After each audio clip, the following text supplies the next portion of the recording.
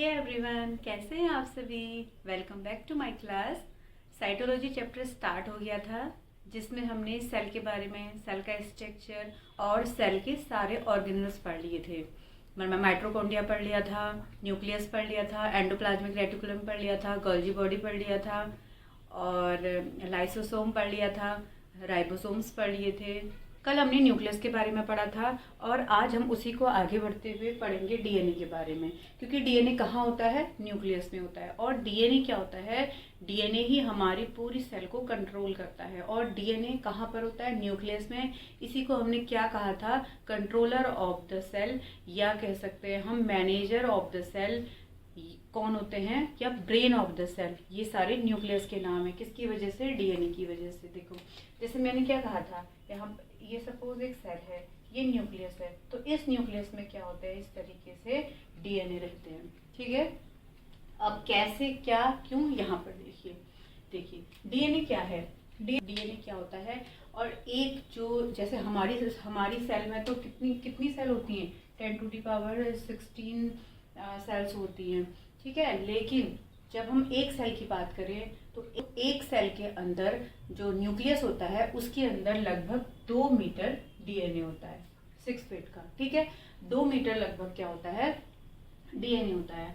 अगर हम बात करें, अगर हम इसको नापने लगे तो ये क्या होगा, अगर हम इसको अर्थ से सन तक की बात करें तो लगभग हम 70 टाइम्स आ जा सकते हैं। अगर हम पूरे अपने जितने भी हमारी शरीर है, जितने भी हमारी बॉडी में सेल्स होती हैं, अगर हम उस सेल्स के सारे न्यूक्लियस के डीएनए को काउंट करेंगे तो वो इतना लंबा हो जाएगा। कितना, 70 टाइम्स आ जा सकते हैं, इतना लंबा डीएनए होता है अगर हम पूरे अपनी बॉडी के सेल्स के न्यूक्लियस के डीएनए की बात करेंगे तो। और जब हम एक सेल की बात करेंगे तो एक सेल में जो डीएनए का होता है लगभग 2 मीटर होता है। और ये 2 मीटर जो डीएनए होता है वो इतनी छोटी सेल जिसको हम अपनी आंखों से देख ही नहीं सकते विदाउट माइक्रोस्कोप, उसमें भी न्यूक्लियस में कैसे फिट रहता होगा। तो ये देखिए, तो ये जो डीएनए होता है ना, तो डीएनए के जो छोटे छोटे सेगमेंट्स होते हैं उन्हीं को हम जीन कहते हैं। ये आप अभी देखेंगे। पहले आप ये देखो कि डीएनए क्या होता है, एक थ्रेड लाइक स्ट्रक्चर होता है और उसी में क्या होते हैं, जो प्रोटीन्स होते हैं वो उनसे बाउंड रहता है। कौन से प्रोटीन, हिस्टोन प्रोटीन। तो ये जो डीएनए होता है ना, ये क्या कर देता है, ये डीएनए इस तरीके से इन सब से हिस्टोन प्रोटीन से बच जाता है ये, और बहुत कॉइल्ड हो जाता है। तो यही जो कॉइल्ड फॉर्म होती है, बहुत डेंस हो जाता है। जब कॉइल हो के तो क्या बन जाते हैं, ये क्रोमेटिन। यानी क्या है, डीएनए ही क्या है, क्रोमेटिन है। ठीक है, डीएनए ही क्रोमेटिन है, डीएनए ही क्रोमोसोम्स है, डीएनए के सेगमेंट को जीन कहते हैं। सब कुछ डीएनए है। लोग डीएनए को अलग समझ लेते हैं, क्रोमोसोम्स को अलग समझ लेते हैं, क्रोमेटिन को कुछ और ही सोचते हैं और जीन्स तो कुछ और ही सोचते हैं। ऐसा नहीं है। डीएनए के सेगमेंट्स जो अलग अलग कैरेक्टर एक जनरेशन से दूसरे जनरेशन में पहुंचाते हैं उनको जीन्स कहते हैं। और जब ये डीएनए हिस्टोन प्रोटीन के साथ मिलकर क्या बना देता है, एक डेंस पार्ट बना देता है, उसको कहते हैं क्रोमेटिन। ठीक है, अब ये क्रोमेटिन क्या होता है, ये देखो, ये न्यूक्लियस में जो क्रोमोसोम्स होते हैं वो क्रोमेटिन की फॉर्म में रहते हैं। और जैसे ही सेल डिवीजन होता है, अब जैसे हम कहेंगे कि हम किसी भी चीज को, मान लो एक धागा है, ठीक है, एक धागा है, वो पूरी तरह उलझा हुआ है, क्योंकि ये सब क्या है, उलझा हुआ है ना, मिक्स। अब सपोज हमें उसको 2 चीज में डिवाइड करना है, तो वो उलझ के तो डिवाइड हो नहीं सकता है ना। आप कैसे करोगे उसको, क्या करोगे, आप आधा ऐसे ऐसे ऐसे ऐसे करके लच्छे बना लोगे, एक अदर और दोनों को बांट दोगे। क्या कभी आप इस तरीके से उलझे हुए गुच्छे को डिवाइड कर सकते हो, नहीं कर सकते हो। तो यहाँ पर क्या होगा, जो एक क्रोमोसोम बिल्कुल गुच्छे की फॉर्म में है वो क्या हो जाता है, फिर फर्दर कॉइल्ड होता है। देखो इस तरीके से ये इतना कॉइल्ड होता है, जो सेल डिवीजन के टाइम में कॉइल्ड होके इस तरीके से पैकेज होके इस तरीके से एक शेप दे देता है, जो सेल डिवीजन में ही होता है। जब ये रेस्टिंग फेज होती है, जब सेल डिवाइड नहीं कर रहा होता है, उस टाइम सेल में क्या होता है, जो न्यूक्लियस के अंदर डीएनए वाला पार्ट है वो क्रोमेटिन में होता है। लेकिन जैसे ही सेल डिवाइड होने वाली होती है तो वो क्या कर देता है, इतना कॉइल्ड हो जाता है ताकि वो क्या कर सके, फर्दर डिवाइड हो सके। क्योंकि जो उलझे हुए वो गुच्छा है वो तो डिवाइड नहीं होगा, वो फर्दर इस तरीके से फोल्ड होता है। फोल्ड होते होते अच्छे से फोल्ड होके आधा इधर चले जाता है, आधा इधर चले जाता है। ये न्यू सेल बन जाती है। और सेल डिवीजन में भी क्या क्या होते थे, सेल डिवीजन के भी जब हम आगे पढ़ेंगे तब पता चलेगा। फेज होती हैं, प्रोफेज, मेटाफेज, एनाफेज, टीलोफेज। तो एग्जाम में आ जाएगा कि जो सेल डिवीजन की कौन सी फेज में या कौन सी स्टेज में क्रोमोसोम्स हमें अच्छे से दिख पाते हैं, वो होगी मेटाफेज। ठीक है, कौन से स्टेज में, मेटाफेज स्टेज में हम क्रोमोसोम्स को बहुत अच्छे से देख सकते हैं। ये तो हो गया हमारा एक जनरल आइडिया किसका, डीएनए का। डीएनए कैसे बनते हैं, डीएनए, जीन, क्रोमोसोम्स, क्रोमेटिन सब एक है। जैसे कोई एक पर्सन है, वो किसी का चाचा, कभी चाचा बन जाता है, कभी पापा बन जाता है, कभी मामा बन जाता है, कभी बाबू सोना बन जाता है, सब कुछ, कभी हस्बैंड, कुछ भी बन जाता है, लेकिन वो पर्सन तो एक ही है ना। वैसे ही डीएनए का काम है। डीएनए कभी क्रोमेटिन बन जा रहा है, कभी क्रोमोसोम्स बन जा रहा है, कभी उसी का पार्ट जीन होता है। तो सब कुछ क्या है, डीएनए है। और डीएनए ही क्या करता है, पूरे सेल को कंट्रोल करता है। इसी की वजह से न्यूक्लियस में डीएनए होता है, इसलिए न्यूक्लियस को ब्रेन ऑफ द सेल या कंट्रोलर ऑफ द सेल कहते हैं। ठीक है, ये एग्जाम में आता भी है क्वेश्चन।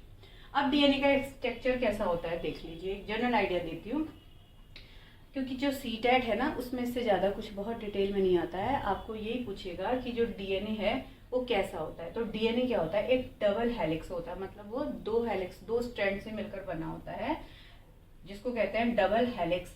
ये डबल हेलिक्स मॉडल बन गया, और किसने दिया, वॉटसन और क्रिक ने।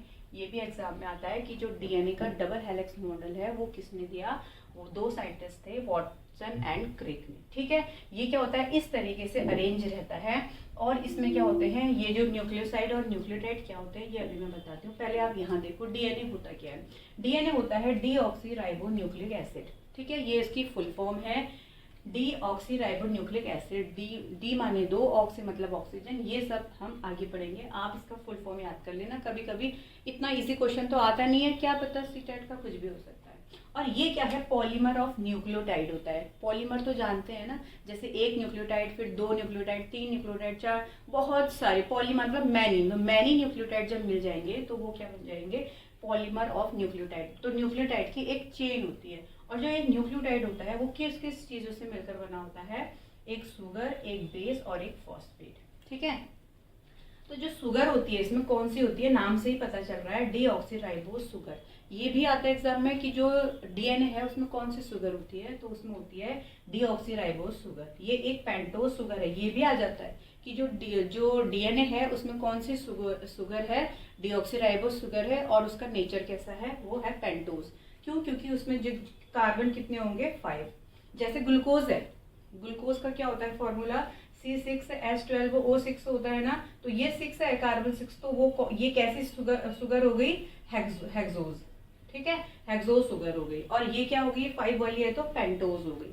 ठीक है, तो और जो बेस होते हैं, सुगर तो कौन सी होगी, डीऑक्सीराइबोस सुगर हो गई। और जो बेस होते हैं वो 4 टाइप के होते हैं, एडेनिन, थाइमिन, साइटोसिन और गुआनिन। ठीक है, ये बेस है, ये याद करने पड़ेंगे कि एडेनिन, गुआनिन, साइटोसिन और थाइमिन। और ये भी याद रखना है कि कौन किससे बॉन्ड बनाता है, एडेनोसिन थाइमिन से, और साइटोसिन गुआनिन से क्या करता है, अपना बॉन्ड शेयर करता है। और वो भी कौन सा, एग्जाम में आता है ionic bond, covalent bond, hydrogen bond. कौन सा बॉन्ड, तो ये किससे जुड़ता है, हाइड्रोजन बॉन्ड से, हाइड्रोजन बॉन्ड। तो जो एडेनिन होता है वो थाइमिन से डबल बॉन्ड से जुड़ा रहता है, लेकिन कौन सा बॉन्ड, हाइड्रोजन बॉन्ड ऐसे। और इसमें एक फॉस्फेट ग्रुप होता है जो इनसे जुड़ा रहता है। अब पढ़ेंगे हम आरएनए। आरएनए भी वही है, आरएनए में राइबो न्यूक्लिक एसिड, जैसे यहाँ पर डीएनए था, डीऑक्सीराइबोन्यूक्लिक एसिड था, तो उसी से क्या बनी थी, डीऑक्सीराइबो सुगर। और तो यहाँ पर क्या बनेगी, तो राइबोन्यूक्लिक एसिड कह रहे हैं इसको। इसमें कौन सी सुगर होगी, राइबोस सुगर होगी। और ये भी पेंटोज होगी, और ये भी पॉलीमर ऑफ न्यूक्लियोटाइड है। लेकिन देखो, अब जब ये भी एक न्यूक्लियोटाइड का पॉलीमर है, ये भी एक पेंटोज सुगर है, तो फर्क क्या है, फर्क इतना है कि यहाँ पर बस एक राइबोस सुगर है। ये डीऑक्सीराइबोस सुगर थी और ये राइबोस सुगर है। फर्क इसमें इतना ही है। और एक फर्क और है कि यहाँ पर थाइमिन से न जुड़कर जो एडेनिन होता है वो यूरेसिल से जुड़ जाता है, डबल बॉन्ड से, हाइड्रोजन बॉन्ड से, वो सब चीजें सेम है। और साइटोसिन तो गुआनिन से ही जुड़ता है, ट्रिपल बॉन्ड से। लेकिन एक चीज याद रखना है कि जो एडेनिन होगा वो यूरेसिल से जुड़ता है यहाँ पर। ठीक है, ये हो गया।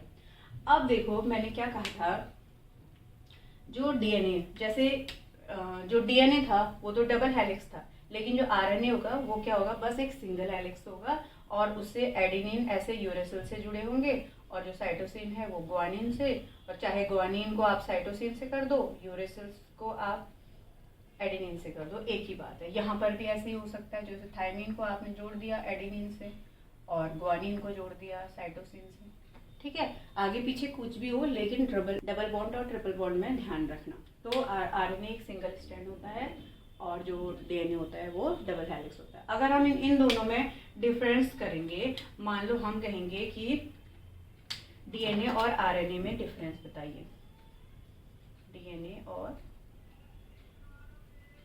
आरएनए में डिफरेंस, तो यहाँ पर जो इसकी शुगर होगी वो तो क्या होगी, डी, जो शुगर होगी वो होगी डी ऑक्सी राइबोज शुगर, और ये कौन सी शुगर होगी, राइबोज शुगर होगी। और क्या होगी, जो यहाँ पर बेस होंगे वो क्या होंगे, एडेनिन, ग्वानिन, थाइमिन और साइटोसिन। यहाँ पर होंगे एडेनिन, ग्वानिन, यूरेसिल और साइटोसिन। और अगर हम यहाँ पर बॉन्ड पूछेंगे, किस किस के बीच बॉन्ड बनता है, तो एडेनिन का थाइमिन के साथ और ग्वानिन का साइटोसिन के साथ ट्रिपल बॉन्ड से, और यहाँ पर एडेनिन का यूरेसिल से और ग्वानिन का साइटोसिन से, ठीक है। और अगर स्ट्रैंड पूछेंगे, स्ट्रैंड क्या हो जाएगा, ये डबल और ये सिंगल, ठीक है। तो ये जनरल आइडिया किसका था, डीएनए का था। और इससे अब क्या क्वेश्चन पूछेगा डीएनए से, और इससे कोई क्वेश्चन नहीं पूछेगा। और अगर पूछ देगा कि दो स्ट्रैंड के बीच का डायमीटर कितना होता है, 20 एंगस्ट्रम, इन दोनों के जो दो बेस पेयर हैं उसके बीच 3.4 एंगस्ट्रम, और एक जो यहाँ से यहाँ तक का जो बैंड है उसका होता है 34 एंगस्ट्रम। ये छोटी छोटी चीज़ें आप याद रख लेना, ठीक है। तो कैसी लगी क्लास अच्छी लगी तो एक लाइक कर देना और चैनल को सब्सक्राइब कर देना, जिससे मेरे जो वीडियोज़ हैं वो आप तक बहुत ईजिली पहुँच जाएँ। और आप मेहनत कीजिए, पढ़ते रहिए, वीडियो को देखते रहिए। और दिसंबर की जो सीटेट की एग्ज़ाम होने वाला है 14 दिसंबर के लिए, उसके लिए ऑल द वेरी बेस्ट। तो मिलते हैं नेक्स्ट क्लास में, टिल देन बाय।